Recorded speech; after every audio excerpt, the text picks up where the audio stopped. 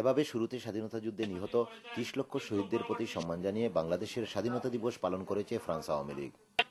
France Awami লীগের ভারপ্রাপ্ত সভাপতি ওয়াহিদ বার তাহেরের সভাপতিত্বে সাধারণ সম্পাদক আবুল কাশেমের পরিচালনায় ফ্রান্স আওয়ামী লীগের স্বাধীনতা দিবস অনুষ্ঠানে প্রধান অতিথি হিসাবে উপস্থিত ছিলেন ফ্রান্সে নিযুক্ত বাংলাদেশের রাষ্ট্রদূত এনামুল কবির।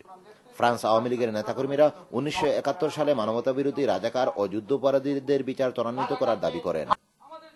এ সময় ফ্রান্স আওয়ামী লীগের নেতাকর্মীদের মধ্যে বক্তব্য রাখেন এম এ কাশেম, কামরুল হোসেন বকুল, আকরাম খান, সেলিম উদ্দিন, আলী হোসেন সহ অন্যান্যরা।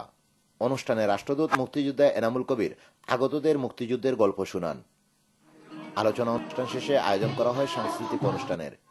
এতে ফ্রান্সের স্থানীয় শিল্পীদের পাশাপাশি ইউরোপের বিভিন্ন দেশ থেকে আগত শিল্পীরা সঙ্গীত পরিবেশন করেন। ফ্রান্সের প্যারিস থেকে নুরুল ওয়াহিদ, চ্যানেল।